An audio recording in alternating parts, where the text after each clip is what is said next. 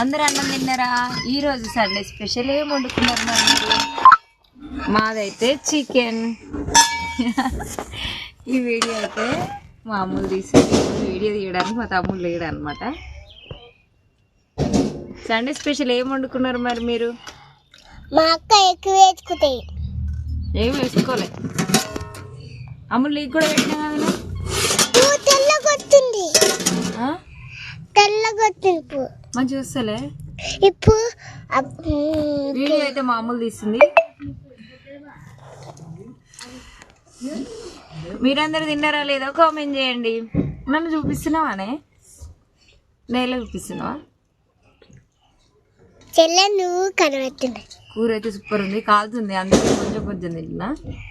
నేను కొంచెం కూర ఎట్లుంది చెప్పు. కారం